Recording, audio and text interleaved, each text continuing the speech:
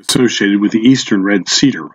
The eastern red cedar will provide birds with a great shelter in the winter and also a great food source.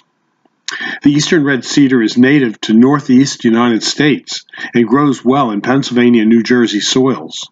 And at Highland Hill Farm, we grow a lot of eastern red cedars. So if you need an eastern red cedar, give us a call at Highland Hill Farm. Our phone number is 215-651-8329, Doylestown, PA.